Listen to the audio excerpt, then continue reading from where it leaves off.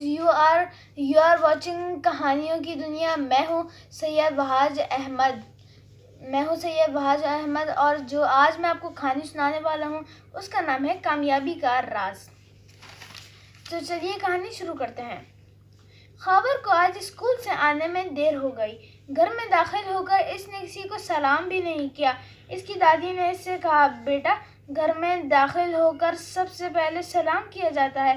خاور نے شرمندگی سے سر جھکا لیا اور پھر سب کو سلام کیا.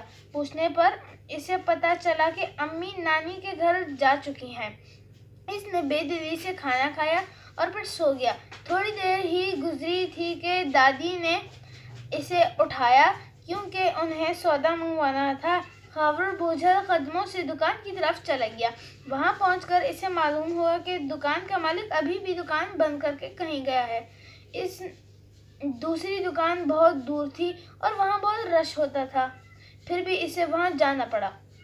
وہاں لوگوں کی لمبی قطار تھی.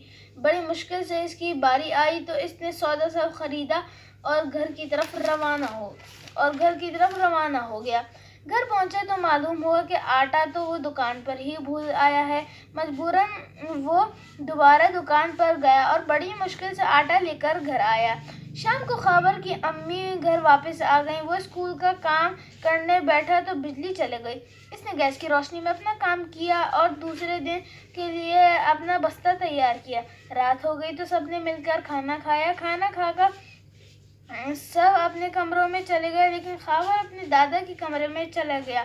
اس کے دادا اسے دیکھ کر بہت خوش ہوئے لیکن انہوں نے محسوس کیا کہ خاور کچھ پریشان ہے. وہ خاور سے بات پوچھنے ہی والے تھے کہ خاور نے انہیں خود ہی بتا دیا کہ جو کام کرتا ہوں وہ صحیح طرح سے مکمل نہیں ہو پاتا. پھر اس نے انہیں بتایا کہ آج بھی میں جو کام کر رہا ہوں وہ کسی نہ کسی طرح سے بگڑ جاتا ہے حالانکہ میں نے تمام کام بہت محنت سے کیے ہیں. اس کی بات سن کر دادا نے پوچھا، تم مجھے اپنا آج کا معمول بتاؤ. خاور نے انہیں اپنا معمول بتا دیا. اس کے بعد دادا مسکرائے اور بولے، دیکھو بیٹا، غور کرو، تم نے صبح سے کوئی نماز ادا نہیں کی اور نہ ہی کسی کام کو شروع کرتے ہوئے اللہ کا نام لیا ہے. اس کے علاوہ تم نے کام تو سارے کر لیے لیکن بے دلی سے تم نے کوئی کام بھی خوشی سے نہیں کیا.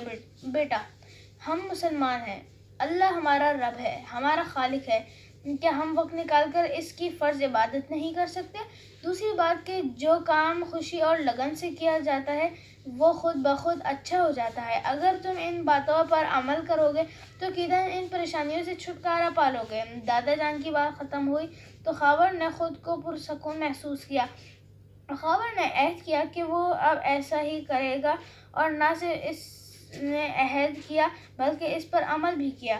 اب وہ اپنا کام شروع کرتے ہوئے اللہ کا نام ضرور لیتا ہے اور ہر کام خوشی سے کرتا ہے. اب وہ ایک اچھا بچہ بن چکا ہے اور سب کی آنکھوں کا تارا بن چکا ہے. پیارے بچوں، اس کہانی سے ہمیں کوئی اچھا ہی سبق ملتا ہے. اگر آپ کو میری ویڈیو پسند آئی ہے تو میرے چینل کو سبسکرائب کر دیں اور بیل آئیکن پریس کر دیں. اور اگر آپ کو پھر ملیں گے ایک نئی کہانی